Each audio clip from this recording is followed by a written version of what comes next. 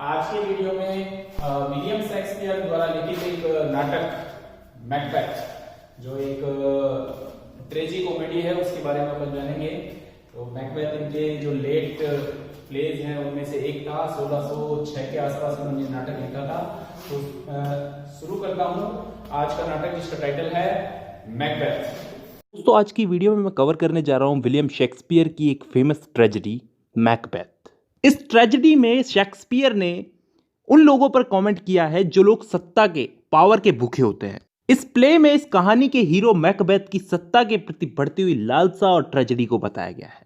ये जो इस कहानी का हीरो है मैकबेथ, ये कहानी की शुरुआत में एक बहादुर स्कॉटिश जनरल होता है जो आगे चल के कहानी में 3 चुड़ैलें यानी कि विचेस उनकी भविष्यवाणी से बहक जाता है और खुद सम्राट बनने के सपने देखने लगता है, जो कि आगे हम प्ले पढ़ेंगे तो उसकी कहानी में हमको समझ में आ ही जाएगा। तो दोस्तों अब ज्यादा टाइम ना वेस्ट करते हुए शुरू करते हैं आज की हमारी video Macbeth by William Shakespeare. Let's begin. देखिए दोस्तों, प्ले को शुरू करने से पहले हम लोग कैरेक्टर्स के बारे में डिस्कस कर लेते हैं क्योंकि इनको समझना बहुत ज्यादा जरूरी है। सबसे पहले मैं बात करूंगा मैकबेथ की, जो कि कहानी का हीरो है। स्कॉटिश नोबलमैन है, थैन ऑफ ग्लैमिस है। थैन ऑफ ग्लैमिस मतलब थैन का मतलब होता है चीफ, किसी एरिया का चीफ जो कि राजा के द्वारा ही अपॉइंट किया गया हो। और बाद में ये मैकबेथ राजा को मार करके खुद स्कॉटलैंड का राजा बन जाता है और उसे ये सब करने के लिए उसकी पत्नी लेडी मैकबेथ बहकाती है और इसकी ट्रेजेडी के साथ इस प्ले का अंत होता है, यानी कि ये खुद की तबाही खुद ही कर लेता है। अब दूसरे कैरेक्टर की बात करते हैं, लेडी मैकबेथ। दोस्तों ये लेडी मैकबेथ मैकबेथ की वो पत्नी है जो कहानी की शुरुआत में मैकबेथ को राजा डंकन की हत्या करने के लिए बहकाती है, लेकिन इस कहानी का अंत आते आते खुद ही पागल हो जाती है। और इस कहानी में बता तो नहीं रखा, लेकिन शायद ये सुसाइड कर लेती है गिल्ट की वजह से। अब चलते हैं इस कहानी के तीसरे कैरेक्टर की तरफ। तीसरा कैरेक्टर है बैंको। दोस्तों ये बैंको भी मैकबेथ की तरह एक स्कॉटलैंड का नोबलमैन है और इसके और मैकबेथ के सामने ही 3 चुड़ैलों ने भविष्यवाणी की थी और इस बैंको का भी इस कहानी में बहुत ही महत्वपूर्ण रोल है। देखिए बाद में क्या होता है, इस कहानी की एंड में ये मैकबेथ इस बैंको को भी मरवा देता है सत्ता की लालच में। इसके बाद दोस्तों कहानी का चौथा कैरेक्टर है मैकडफ। देखिए दोस्तों यहां पे थोड़ा कंफ्यूजन होगा मैकबेथ और मैकडफ में। ये नाम थोड़े मिलते जुलते हैं लेकिन थोड़ा सा ये थोड़ा डिफरेंस है। वो क्या है, ट्रेजिक हीरो है मैकबेथ अपना, इस कहानी का प्रोटैगनिस्ट है। और ये मैकडफ जो है ये भी एक स्कॉटिश नोबलमैन है। ये एंड में मैकबेथ को मारता है। इसको क्या है, शुरू से ही राजा डंकन के मर्डर के लिए मैकबेथ पे शक होता है और बाद में ये पूर्णतः मैकबेथ के खिलाफ तब हो जाता है जब मैकबेथ इसकी फैमिली को भी सत्ता की लालच में मरवा देता है। अब दोस्तों अगला कैरेक्टर है राजा डंकन। देखिए दोस्तों इसी को मार करके मैकबेथ उस गद्दी पर, स्कॉटलैंड की गद्दी पर बैठा था, खुद राजा बना था। और इस राजा डंकन के 2 पुत्र हैं, 2 बेटे हैं और दोनों में से बड़े बेटे मैल्कम को ये राजा बनाना चाहता था, इसलिए मैकबेथ ने इसको मार दिया। अब मैल्कम का नाम भी आ गया है तो थोड़ा मैल्कम के बारे में भी जान लेते हैं। देखिए दोस्तों ये राजा डंकन का बड़ा बेटा है और राजा डंकन इसको सम्राट बनाना चाहते थे, लेकिन ये अपने फादर की डेथ के बाद वहां से भाग जाता है और मैकडफ की हेल्प से फिर से कहानी की एंड में स्कॉटलैंड का राजा बन जाता है। अब देखा जाए तो इनके अलावा भी बहुत सारे कैरेक्टर्स हैं इस कहानी में, लेकिन मैं आपको इन्हीं कैरेक्टर्स के बारे में बताऊंगा क्योंकि इन्हीं से ही हमको कहानी समझ में आ जाएगी। तो दोस्तों अब हम अपनी कहानी शुरू करते हैं। देखिए दोस्तों मैं इस कहानी की शुरुआत करना चाहूंगा एक युद्ध से, एक लड़ाई से, एक वॉर से, जो कि नॉर्वे और स्कॉटलैंड के बीच लड़ी जा रही है। लेकिन दुख तो इस बात का है कि कुछ स्कॉटिश रिबल्स ही नॉर्वेजियंस को सपोर्ट कर रहे हैं, लेकिन खुशी इस बात की है कि स्कॉटलैंड ने फिर भी यह युद्ध जीत लिया और स्कॉटिश सिपाहियों ने बड़ी ही वीरता से अपनी कंट्री और अपने प्यारे राजा डंकन को डिफेंड कर लिया है। और इस युद्ध का सबसे बड़ा क्रेडिट मैकबेथ को जाता है क्योंकि इसने बड़ी ही बहादुरी से अपने देश को डिफेंड किया, युद्ध लड़ा और उसमें विजय प्राप्त की। अब हम बात करते हैं युद्ध के बाद की। अब युद्ध के बाद क्या होता है, ये मैकबेथ और इसका दोस्त बैंको, ये दोनों युद्ध की चर्चा कर रहे होते हैं, तभी इन दोनों को 3 विचेस यानी कि चुड़ैलें या फिर भूतनियां कह लो, तो 3 भूतनियां मिलती है जो कि इन दोनों के सामने एक भविष्यवाणी करती है। मतलब ये मैकबेथ का भविष्य बताती हैं। वो कहती है कि तुम थैन ऑफ काउडर बनोगे मैकबेथ, और एक दिन ऐसा भी आएगा कि तुम स्कॉटलैंड के सम्राट भी बनोगे, यानी कि स्कॉटलैंड के किंग भी बनोगे। और बाद में उन्होंने बैंको के लिए भविष्यवाणी की कि बैंको तुम तो राजा नहीं बन पाओगे, लेकिन मैकबेथ के बाद तुम्हारा पुत्र जरूर इस गद्दी पर बैठेगा। यह किस टाइप की भविष्यवाणी हुई भाई? मतलब मैकबेथ के बाद बैंको का पुत्र स्कॉटलैंड की राजगद्दी पर बैठेगा, लेकिन ये किस टाइप की भविष्यवाणी हुई ये तो आगे पता चलेगा। तो उन दोनों ने पहले पहले तो इस भविष्यवाणी को मजाक समझा, मतलब एकदम हल्के में लिया इस बात को। लेकिन बाद में उन दोनों के पास ये खबर आई, स्कॉटलैंड के राजा ने ये खबर भेजी कि मैकबेथ को थैन ऑफ काउडर बना दिया गया है। राजा डंकन ने मैकबेथ की वीरता से खुश होकर उसको थैन ऑफ काउडर बना दिया है, क्योंकि जो पुराना वाला थैन ऑफ काउडर था वो नॉर्वेजियंस की मदद कर रहा था, वो गद्दार था। तो अब डंकन ने मैकबेथ की वीरता से खुश होकर इसको थैन ऑफ काउडर बना दिया, लेकिन यहीं पे ही उन विचेस की पहली भविष्यवाणी सच हो गई। और मैकबेथ को भी यही लगा कि चुड़ैलों की तो पहली भविष्यवाणी सच हो गई, तो मतलब मैं किंग बन सकता हूं। तभी उसी पल उसके दिमाग में राजा डंकन को मार करके खुद राजा बनने का विचार आता है, लेकिन वो इस चीज को अवॉइड करता है और इसको दूर ही रखता है इस आइडिया को कि ये गलत है। अब आगे इस कहानी में क्या होता है कि राजा डंकन जो है, अब उस महल का सीन है। अब राजा डंकन ये अनाउंस करते हैं कि उनके बाद इस गद्दी का उनका उत्तराधिकारी उनका बड़ा बेटा मैल्कम बनेगा। तो अब मैकबेथ राजा डंकन की इस अनाउंसमेंट को सुनकर के थोड़ा भौचक्का सा रह जाता है, क्योंकि जैसा कि उन चुड़ैलों ने भविष्यवाणी की थी कि अगला राजा मैकबेथ बनेगा, लेकिन यहां तो सब कुछ उल्टा ही हो गया। राजा डंकन ने तो अपने बेटे की अनाउंसमेंट कर दी। तो अब आगे क्या होगा? क्या मैकबेथ राजा डंकन और उसके बेटों को खुद राजा बनने के लिए मार देगा? खैर, जो होगा सो होगा। तो आगे कहानी में क्या होता है कि राजा डंकन जो है ये फैसला कर लेते हैं कि वो आज की रात मैकबेथ के घर में या महल कह लो या घर कह लो, वहां पे गुजारेंगे। तो अब राजा डंकन जो है वो अपने अंगरक्षक यानी कि बॉडीगार्ड्स के साथ कमरे में सोने चले जाते हैं। मैकबेथ के महल में है इस वक्त राजा डंकन। तो दोस्तों, अब इस कहानी में एंट्री होती है मैकबेथ की पत्नी लेडी मैकबेथ की। अब ये लेडी मैकबेथ का कैरेक्टर कुछ ऐसा है कि ये खुद को रानी बनते देखना चाहती है स्कॉटलैंड की। लालची किस्म का कह लो, इतना भी नहीं, खैर जो भी है। तो इस लेडी मैकबेथ को अपने हस्बैंड मैकबेथ से पता चलता है उन चुड़ैलों की भविष्यवाणी के बारे में कि मेरा हस्बैंड जो है वो स्कॉटलैंड का राजा बन सकता है। और दोस्तों, यहां पे कमाल की बात यह है कि राजा डंकन जो है इस वक्त मैकबेथ के महल में ही रात गुजार रहे हैं। तो अब आप सोच सकते हैं कि आगे क्या होने वाला है। तो अब लेडी मैकबेथ को यह बात का पता है कि उसका हस्बैंड मैकबेथ कभी खुद राजा डंकन का मर्डर नहीं कर सकता। तो लेडी मैकबेथ सोचती है कि अगर मुझे स्कॉटलैंड की रानी बनना है और अपने हस्बैंड को स्कॉटलैंड का राजा बनाना है तो राजा डंकन को मारना जरूरी है। और कमाल की बात तो यह है कि राजा डंकन आज की रात जो है हमारे महल में ही गुजार रहे हैं, तो क्यों ना रातों रात उनका मर्डर करवा दिया जाए और रातों रात ही क्राउन को हत्या लिया जाए। अब उसके सामने ये प्रॉब्लम थी कि वो अपने हस्बैंड मैकबेथ को कैसे समझाए। तो पहले पहले तो वैसा ही हुआ जैसा वो सोच रही थी। पहले पहले तो उसके हस्बैंड मैकबेथ ने उसकी इस बात को, उसके इस प्लान को मानने से इनकार कर दिया।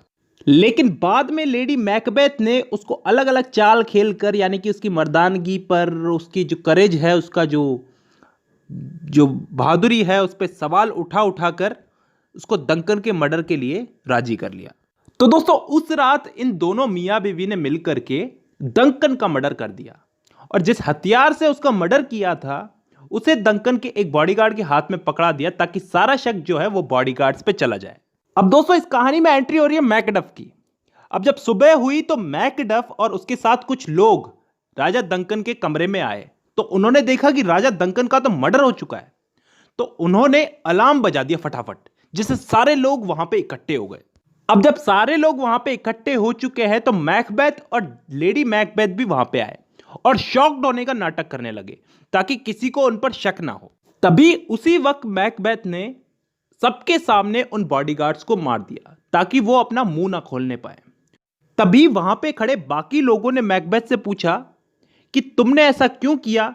तो मैकबेथ ने कहा कि मैंने उन्हें दिखाने के लिए कहा कि मैंने इन दोनों को इसलिए मारा क्योंकि इन्होंने हमारे प्यारे राजा डंकन को मार डाला और मुझे इस बात का बहुत गुस्सा आया और गुस्से में मैंने इन दोनों को मार दिया। अब ये सब देख करके राजा के जो दो बेटे थे वो दोनों ये सोच करके वहां से भाग गए कि जिस मर्डरर ने हमारे फादर राजा डंकन को मरवाया है उसका अगला टारगेट हम लोग हो सकते हैं। तो अब राजा डंकन के दोनों बेटे वहां से भाग गए, तो सबसे पहला शक उन्हीं दोनों पर जाना था कि उन दोनों ने ही मिलकर के अपने फादर डंकन को मरवाया है।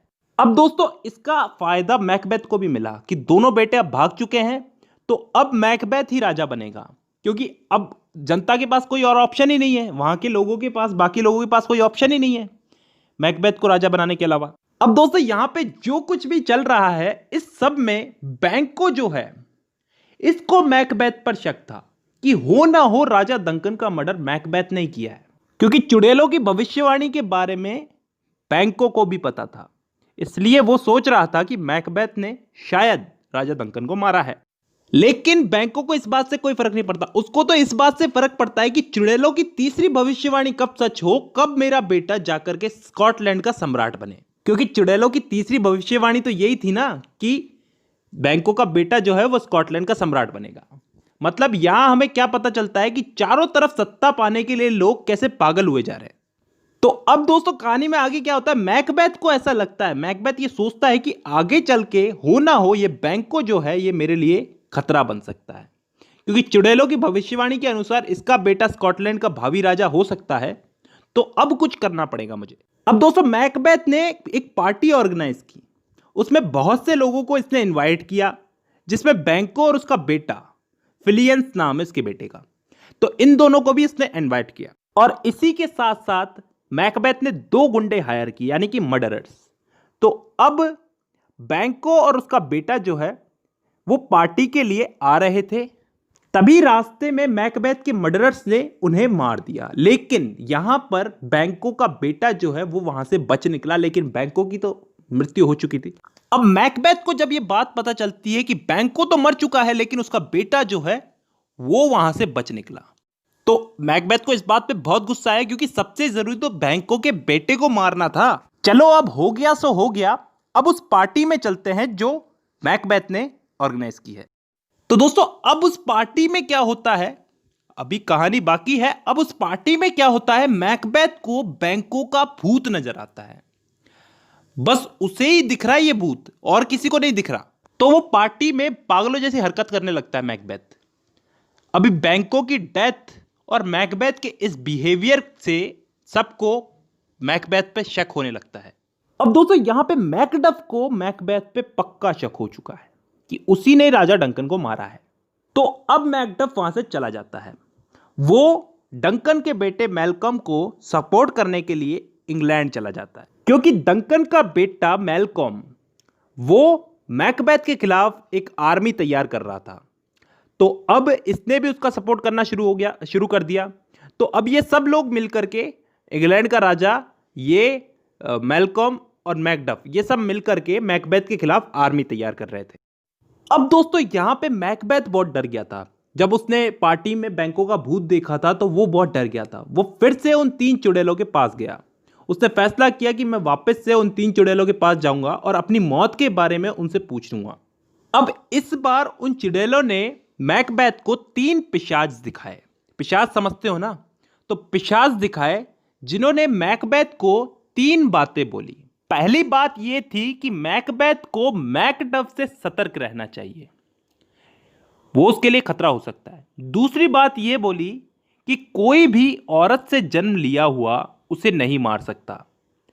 तीसरी और आखिरी बात यह बोली कि मैकबेथ, तुम्हारा शासन तब तक रहेगा जब तक बिरनम का जंगल, यानी कि तुम्हारे आसपास का जंगल, तुम्हारे किले के आसपास का जंगल, जब तुम्हारे किले की तरफ खुद चल करके ना आए। अब मैकबेथ को उन पिशाचों की यह बात सुनकर के थोड़ी सी संतुष्टि हुई, क्योंकि हर आदमी औरत का जना हुआ होता है और जंगल के पेड़ पौधे कभी चलते हैं क्या, तो मतलब अब उसको कोई मार नहीं सकता और उसका राज भी जो है वो अब खत्म नहीं होगा। तो अब मैकबेथ को किसी चीज से डर नहीं है। उसे एक आखिरी बात उन पिशाचों से कंफर्म करनी थी कि क्या बैंको का बेटा राजा बनेगा, क्योंकि उन चुड़ैलों की आखिरी भविष्यवाणी तो यही थी ना कि बैंको का बेटा अंत में राजा बनेगा। तो इस बात का उन्होंने कोई जवाब नहीं दिया। अब दोस्तों इस कहानी में क्या होता है कि मैकबेथ ने क्या किया कि अपने क्राउन की रक्षा के लिए, जैसा कि उन चुड़ैलों ने उसे कहा था कि मैकडफ से थोड़ा सतर्क रहना, तो अब मैकबेथ ने मैकडफ को मारने के लिए कुछ आदमी भेजे, लेकिन मैकडफ तो इंग्लैंड में था तो वो तो बच गया, लेकिन मैकबेथ के आदमियों ने मैकडफ की फैमिली को मार दिया। और जब ये बात मैकडफ को पता चली तो अब उसके जीवन का अंतिम लक्ष्य मैकबेथ को मारना ही था, क्योंकि वो गुस्से में था कि मेरी फैमिली पे उसने हमला किया, तो अब ये युद्ध जो है वो मेरे लिए पर्सनल हो गया। तो दोस्तों अब सारे के सारे ही इंग्लिश और स्कॉटिश सबके सब मैकबेथ के खिलाफ हो गए थे और अपनी आर्मी को लेकर के उसके किले की तरफ बढ़ रहे थे। अब इस मूवमेंट पे मैकबेथ के लिए एक बुरी खबर और आई कि उसकी जो पत्नी थी लेडी मैकबेथ, जो उसकी सबसे बड़ी सलाहकार थी, वो अब पागल हो गई है। मतलब पागल होने का मतलब वो नींदों में चलने लगी थी।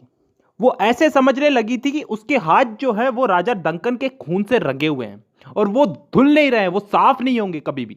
शायद उसे पछतावा हो रहा था और इसी पछतावे के कारण वो पागल हो गई। अब मैकबेथ जो है वो अब पहले से ज्यादा अभिमानी और स्वार्थी और तानाशाह हो गया था। वो ये समझने लगा था कि मेरे जैसा इस संसार में कोई नहीं है दूसरा। तो अब उसी की आर्मी के कुछ लोग उसे छोड़ छोड़कर मैल्कम के साथ मिलने लगे थे। तो अब मैल्कम और मैकडफ जो थे, जो मैकबेथ का विरोध कर रहे थे, इन दोनों की आर्मी बिर्नम के जंगलों में आकर के खड़ी हो गई थी। तब मैकबेथ ने खतरा महसूस किया और अपने किले की क्या है घेरेबंदी कर दी। तो मैल्कम की सेना के जनरलों ने मिलकर एक स्ट्रेटजी बनाई कि हमारी सेना जो है वो अपने आगे पेड़ पौधे और हरी टहनियां लेकर के किले की तरफ आगे बढ़ेगी। जो मैकबेथ का किला है उसकी तरफ आगे बढ़ेगी, जिससे मैकबेथ को हमारी सेना की संख्या का अंदाजा न लगने पाए। अब मैकबेथ अपने किले में बैठा है, तभी उसके पास दूसरी बुरी खबर यह आई कि उसकी जो बीवी थी, जो पागल हो गई थी, लेडी मैकबेथ, उसकी अब डेथ हो चुकी है। अब ये पता नहीं कि कैसे हुई, शायद उसने सुसाइड की होगी गिल्ट की वजह से कि हमने राजा डंकन को मारा है वगैरह वगैरह। वो पहले ही पागल हो गई थी। तो अब उसकी पत्नी की जो अचानक मृत्यु हो गई, तो इस बात ने मैकबेथ को अंदर तक तोड़ दिया। उसको ये लाइफ जो है वो मीनिंगलेस लगने लगी थी, बिल्कुल बेकार लगने लगी थी। अब दूसरी तरफ किले के बाहर मैल्कम की आर्मी मैकबेथ के किले की तरफ बढ़ रही है। उनके हाथ में हरी टहनियां, पेड़ पौधे वगैरह है, तो ऐसे लग रहा था पूरा जंगल, क्योंकि बहुत सारे लोग थे, सबके हाथ में हरी टहनियां वगैरह ये थी, तो ऐसे लग रहा था जैसे पूरा जंगल किले की तरफ चल करके आ रहा है। तो अब पिशाचों की भविष्यवाणी तो एक तरह से सच हो रही थी। और इस जो ये चल के आ रहे थे इस तरह से, तो इन्होंने आते आते इस पूरी फोर्स ने मैकबेथ के किले को कैप्चर कर लिया। मैकबेथ को पकड़ लिया गया, लेकिन अभी भी मैकबेथ में घमंड देखो।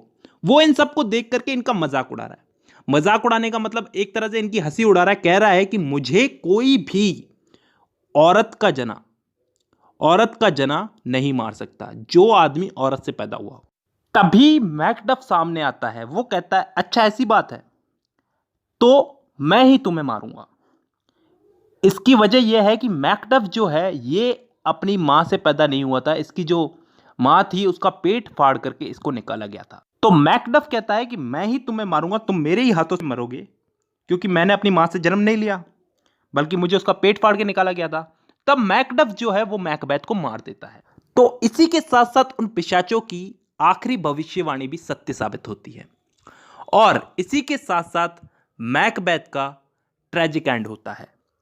इस कहानी के एंड में ऐसा होता है कि मैल्कम जो है इसको स्कॉटलैंड का राजा बना दिया जाता है। इस कहानी की शुरुआत में तो मैकबेथ में सत्ता के प्रति इतना लालच नहीं होता, लेकिन धीरे धीरे उसमें लालसा बढ़ती जाती है और वो तानाशाह बनता जाता है। और इसी के साथ साथ आज की हमारी कहानी खत्म होती है। दोस्तों आई होप आप लोगों को कहानी समझ में आई होगी, और अगर नहीं आई तो मैं हर बार कहता हूं आप एक बार वीडियो को वापस से देखेंगे तो 100%